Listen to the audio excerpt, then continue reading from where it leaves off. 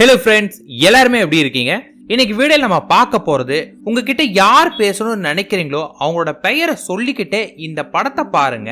30 நிமிடத்துல நீங்க நினைச்சது நடக்கும். நினைத்த நபரே உங்களுக்கு போன் பண்ணுவாங்க. எனக்கு ஆல்ரெடி லா ஆஃப் அட்ராக்ஷனோட பேசிக்ஸ் கான்செப்ட் எல்லாமே தெரியும் அப்படிங்கிறவங்க நேரா ஸ்கிப் பண்ணிட்டு வீடியோ பார்க்க ஆரம்பிச்சிருங்க. இல்லைங்க எனக்கு பேசிக் தெரியாது, எனக்கு ஒரு ப்ராப்பரான ஒரு வீடியோ வேணும் அப்படிங்கிறவங்க இந்த வீடியோவை தொடர்ந்து பாருங்க. ஏன்னா பேசிக்ஸ் நிறைய பேருக்கு தெரிய மாட்டேங்குது. பேசிக்ஸ் தெரியாதனால அவங்க தப்பு பண்றாங்க. ஸோ பேசிக்ஸை நான் புரிய வைக்கிறேன். லா ஆஃப் அட்ராக்ஷன் உங்களுக்கு எப்படி ஒர்க் ஆகுது அப்படின்னு கேட்டீங்கன்னா, நம்மளோட எண்ணங்கள் நீங்க என்ன ஆசைப்படுறீங்களோ அந்த விஷயம் பிரபஞ்சத்தோட எப்ப கலக்குதோ, பிரபஞ்சத்தோட எப்ப ஒண்ணு சேருதோ அப்ப அந்த விஷயம் நடக்கும். நீங்க அந்த விஷயம் எப்படி பிரபஞ்சத்தோட நடக்கும், எப்படி பிரபஞ்சத்தோட கலக்கும் அப்படின்னு கேட்டீங்கன்னா, சிம்பிளா சொல்றேன், பிரபஞ்சம் அப்படிங்கிறது வேற, நம்ம வேற நீங்க நினைக்க வேண்டாம். நீங்களும் பிரபஞ்சமும் ஒண்ணுதான். நம்மளோட ஆழ்மனம்னு ஒண்ணு இருக்கு இல்லைங்களா, நம்மளோட ஆழ்மனமும் பிரபஞ்சமும் ஒண்ணுதான். இது ரெண்டும் வேற வேற கிடையாது. அப்ப நீங்க என்ன நினைக்கிறீங்களோ, என்ன ஆசைப்படுறீங்களோ அதை உங்களோட ஆழ்மனதுல நீங்க பதிய வச்சிட்டீங்கன்னா அது அப்படியே நடக்கும். நம்ம ஆழ்மனதுல எப்படி பதிய வைக்கிறதுனா, நமக்கு டைரக்டா நம்மளால நம்ம ஆழ்மனதுல பதிய வைக்க முடியாது. ஏன்னா வெளிமனம்னு ஒரு மனம் இருக்கு. இந்த வெளிமனம் என்ன பண்ணும் அப்படின்னு கேட்டீங்கன்னா, இப்ப நான் இந்த வீடியோல சொல்லக்கூடிய விஷயங்கள் நீங்க பார்த்துட்டு இருக்கீங்க இல்லையா, இது ஃபர்ஸ்ட் உங்க வெளிமனம் தான் பார்க்குமே. வெளிமனம் பார்த்து என்ன பண்ணும், இது சரி இது தப்பு அப்படின்னு அதுவே பகுத்தாய்ப்பணும். இது நடக்கும், இது நடக்காது, இல்ல இது கிடைக்கும், இது கிடைக்காது அப்படின்னு உங்ககிட்ட பயங்கரமா ஆர்கியூ பண்ணுது. எல்லாமே உங்க வெளிமனம் தான். எல்லாத்துக்குமே லாஜிக்கா கேள்விக்கு இந்த மாதிரி எல்லா விஷயங்களும் பண்றது நம்மளோட வெளிமனம் தான். இந்த வெளிமனம் ஒரு விஷயத்தை உண்மை அப்படின்னு நம்பிருச்சு அப்படின்னா அதுக்கப்புறம் தான் அது பாத்தீங்கன்னா தொடர்ந்து அது கேட்கிறப்பயோ தொடர்ந்து செய்யும் போது அது நம்ம ஆழ் மனசு கொண்டு போகுமே. சோ வெளிமனத்தை நம்ம ஒரு விஷயத்துல உண்மை நீங்க நம்ப வச்சாவே அது ஆட்டோமேட்டிக்கா உங்க ஆழ்மனதுக்கு அனுப்பும். ஆனா அது நீங்க கண்டினியூட்டி பண்ணீங்கன்னா மட்டும்தான் அதுல பதியுமே. இப்ப நம்ம இந்த ஆழ்மனதுல பதிய வைக்கிறதுக்கான 2 வழி இருக்கு. அதுக்கான 2 வழி என்னன்னா, முதல் விஷயம் என்னன்னு கேட்டீங்கன்னா, ஒரு விஷயத்தை நீங்க செய்யும் போது, ஒரு விஷயம் உங்களுக்கு வேணும்னு நினைக்கிறீங்கன்னா அந்த டைம்ல முழு கவனத்தோட, எந்தவித கவன சிதறல்களும் இல்லாமல் அந்த ஒரு விஷயத்துல மட்டும் முழு கவனம் செலுத்தி, கூடவே பாத்தீங்கன்னா ஏதாவது ஒரு எமோஷனலோட ஃபீலிங்ஸோட நீங்க பண்ணீங்கன்னா உங்க ஆழ் மனதுல பதியும். ரெண்டாவது, ஒரே விஷயத்த திரும்ப திரும்ப நீங்க பண்ணிட்டு இருந்தாலுமே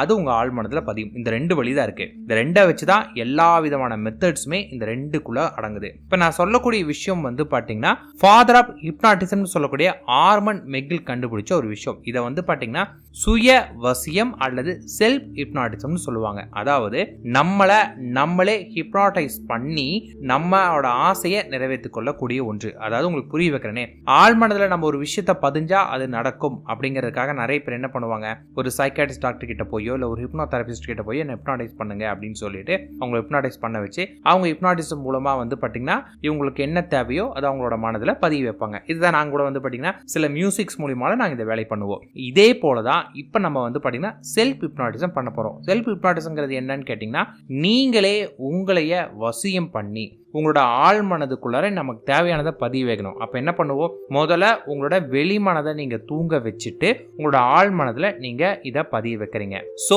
இதை எப்படி பண்றது நான் சொல்லிடுறேன். முதல்ல உங்களுக்கு பிக்சர்ல, அதாவது நீங்க பார்க்கக்கூடிய வீடியோல ஒரு ஸ்பைரல் ஒன்று காமிச்சிருக்கேன். ஜஸ்ட் லைக் ஒரு ஸ்பைரல் மாதிரி அப்படியே இந்த கொசு சுருள் மாதிரி அப்படியே சுத்திட்டு இருக்கு இல்லைங்களா, அதை கண் சிமிட்டாமல் அப்படியே பார்த்துட்டு இருங்க. உங்களுக்கு கண் சிமிட்டாமல் அதை பார்க்கும்போது உங்களுக்கு லைட்டா பிளர் ஆன மாதிரி ஒரு ஃபீல் உங்களுக்கு கிடைக்கும். லைட்டா தலைவலிக்கிற மாதிரி, லைட்டா மயக்கம் வர மாதிரி, கொஞ்சம் இரிட்டேட் ஆகிற மாதிரி அந்த ஃபீல் தெரியும். எப்போ அந்த ஃபீல் தெரியுதோ அப்போ மெதுவாக நீங்கள் கண்ணை மூடினீங்கன்னா அந்த சுத்துறது உங்களுடைய கண்ணுக்குள்ளார, அதாவது உங்களோட மனக்கண்ணில் கிளீனாக தெரியும். அந்த நேரத்தில் உங்களுக்கு யார் ஃபோன் பண்ணணும்னு நினைக்கிறீங்களோ அந்த பர்டிகுலர் பர்சனை ஃபர்ஸ்ட் விஷுவல் பண்ணுங்க. அந்த பர்டிகுலர் பர்சனை உங்கள் கண் முன்னாடி விஷுவல் பண்ணி நிறுத்துங்க. ஆல்ரெடி உங்களுக்கும் அவங்களுக்கும் கான்டாக்ட் இருக்கணும். எந்தவித கான்டாக்டும் இல்லாத ஒரு நபருக்கு பண்ணாதீங்க. அந்த பர்டிகுலர் பர்சனை பார்த்தீங்கன்னா விஷுவல் பண்ணிட்டு அவங்களோட பேரை பார்த்தீங்கன்னா திரும்ப திரும்ப அவங்க பெயரோட கால்மி அப்படின்னு இப்போ பார்த்தீங்கன்னா அவங்களோட பேர் மணி அப்படின்னா மணி கால்மி, மணி கால்மி அப்படின்னு திரும்ப திரும்ப திரும்ப திரும்ப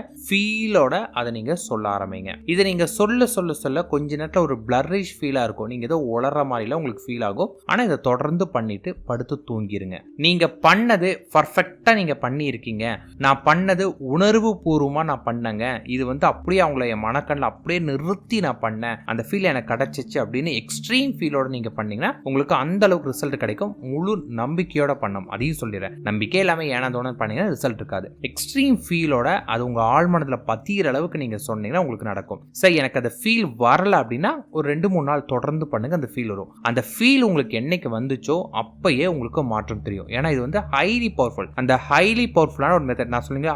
ஆர்மன் மெக்கில்ன்ட்டு இவர் வந்து ஃபாதர் ஆஃப் ஹிப்னாட்டிசம். இவரோட மிகவும் சக்சஸ்ஃபுல் மெத்தடாவே இந்த மெத்தடு சொல்லுவாங்க. இந்த மெத்தடு அவ்வளோ ஃபேமஸான ஒன்று. ஸோ மனதை ஒருநிலைப்படுத்தி மனதுக்குள்ளார உங்களுக்கு வேணுங்கிற விஷயத்த கரெக்டா நீங்க பதிய வச்சீங்க அப்படின்னா அது நடக்கும். அதை பதிய வைக்கிறதுக்காக நம்ம பயன்படுத்தின டூல் தான் செல்ஃப் ஹிப்னாட்டிசம். இந்த செல்ஃப் ஹிப்னாட்டிசம் நான் வந்து பாத்தீங்கன்னா ஸ்பைரலை வச்சு சொல்லியிருக்கேன். இதைய வந்து அட்வான்ஸ் லெவல்னு ஒன்று இருக்கு. சில பேருக்குலாம் மைண்டு ஒரு விதமான தெளிவு இல்லாமல் இருப்பாங்க. அவங்க இந்த அட்வான்ஸ் லெவல் பண்ணலாம். எனக்கு வந்து மன ஒரு நிலையே இல்லைங்க, நான் ரொம்ப டிப்ரெஷனா இருக்கேன், நான் ரொம்ப நெகட்டிவா இருக்கிறேன் அப்படிங்கிறவங்க வந்து பாத்தீங்கன்னா இப்ப நான் சொல்லக்கூடிய விஷயத்த பண்ணுங்க. இதுக்கு நீங்க என்ன பண்ணணும் அப்படின்னு கேட்டீங்கன்னா, முதல்ல ஒரு ரூம்ல போய் படுத்துக்கோங்க. உங்களை யாரும் தொந்தரவு பண்ணாத ஒரு ரூம்ல போய் படுத்துட்டு கை காலை எந்த விதமான ஒரு அசைவும் இல்லாமல் அமைதியா கை காலை விரிச்சிட்டு உங்களுடைய உடம்ப வந்து பாத்தீங்கன்னா தளர்வா வச்சுட்டு அமைதியா படுத்துட்டே இருங்க. அதன் பிறகு உங்களுடைய கால் கட்ட விரல்ல கவனம் செலுத்துங்க. கால் கட்ட விரல்ல கொஞ்ச நேரம் கவனம் செலுத்தின பிறகு அந்த இடம் லைட்டா உறுத்துற ஃபீல் ஆகும். உறுத்தின பிறகு கால் முழுக்க, அதாவது கால் குதிங்கால் வரைக்கும் உங்களோட கவனம் செலுத்துங்க. அது உங்களுக்கு கொஞ்ச நேரத்துல அந்த இடம் மரத்து போற அளவுக்கு ஃபீல் ஆகும். அதன் பிறகு உங்களுடைய கால் முட்டி வரைக்கும் கவனம் செலுத்துங்க. உங்களோட முழு கவனம் உங்களோட கால் முட்டி வரைக்கும் தான் இருக்கணும். அந்த இடம் கவனம் செலுத்தும் போது வந்து பாத்தீங்கன்னா அந்த இடம் உறுத்துற மாதிரி இருக்கும். அடுத்தது இடுப்பு கீழே வரைக்கும் முழு கவனம் செலுத்துங்க. அப்படியே உங்களுக்கு அந்த இடம் கொஞ்சம் மரத்து போன மாதிரி இருக்கும். அடுத்தது வயிறு வரைக்கும், அதாவது நெஞ்சு கீழே இருக்கிற எல்லா உறுப்புகளுமே கவனம் செலுத்துங்க. அதன் பிறகு உங்க கழுத்து கீழே உங்க கைகள் வரைக்கும் முழு உறுப்பையுமே டோட்டலா கவனம் செலுத்துங்க. அதன் பிறகு உங்களுடைய வாய்க்கு கவனம் செலுத்துங்க. உங்களுடைய மூக்குக்கு, கண்களுக்கு, கடைசியில் உங்களுடைய முடிக்கு கவனம் செலுத்திட்டு அதன் பிறகு ஒரு இறுக்கமான கயிறை எடுத்து உங்களை நீங்களே ரொம்ப டைட்டா, எவ்வளோக்கு எவ்வளோ உங்களை டைட்டா கட்ட முடியுமோ அந்த அளவுக்கு நீங்க கட்டுறதா விஷுவல் பண்ணுங்க. ஒரு கயிறு எடுத்து நீங்களே, இந்த மம்மிலாம் சுத்தி இருப்பாங்க இல்லைங்களா, அந்த மாதிரி நீங்களே உங்களை வந்து நல்லா அப்படியே டைட்டா, பயங்கர டைட்டா, மூச்சு விட்டாத அளவுக்கு அந்த கட்டுற ஃபீல் உங்களுக்கே வலிக்கிற மாதிரி பயங்கர டைட்டா, கூட யாராவது 2 பேர் வந்து எக்ஸ்ட்ரா சப்போர்ட் பண்ணி கட்டினாலும் ஓகே தான். உங்க உடல் முழுக்க நல்லா டைட்டா கட்டி உங்களால உடம்ப அசைக்க முடியாதெல்லாம் கட்டி வைக்கிறதா நீங்க கற்பனை பண்ணுங்க. நீங்க கற்பனை பண்ண பிறகு உங்களை யாரோ கட்டி போட்டாங்க அப்படிங்கிற அந்த ஃபீலுக்கு நீங்க உங்களை கொண்டு வாங்க. உங்க உடல் முழுவதும் கட்டி இருக்கிறாங்க, உங்களோட உடம்புல ஒரு துளியும் கூட உங்களை அசைக்க முடியல அப்படின்னு ஃபீல் பண்ணுங்க. அந்த ஃபீலோட திடீர்னு அந்த கயிறோட கட்டு அவுறதா கற்பனை பண்ணுங்க. அப்படி அவுறும் போது அப்படியே உடம்புல அப்படியே கொஞ்சம் கொஞ்சம் கொஞ்சம் கொஞ்சமா அப்படியே நீங்க ரிலாக்ஸ் ஃபீல் பண்ண ஆரம்பிக்கிறீங்க. உங்க உடம்பு முழுவதும் அந்த ரிலாக்ஸேஷன் ஆகிறத அப்படியே ஃபீல் பண்றீங்க. இப்ப அந்த ஸ்பைரல் அப்படியே கண் சிமிட்டாமல் பார்த்துட்டு கண்களை மூடிக்கிட்டு அந்த ஸ்பைரலை கவனம் செலுத்துங்க. அந்த ஸ்பைரல் சுத்துறதுல பாட்டே இருங்க. அதுல ஒரு கருப்பு புள்ளி இருக்கும். அந்த கருப்பு புள்ளியை நோக்கி நீங்க வேகமா அந்த கருப்பு புள்ளியத்தோட நீங்க நோக்கி வேகமா ஓடிட்டு இருக்கிறதா நினைங்க.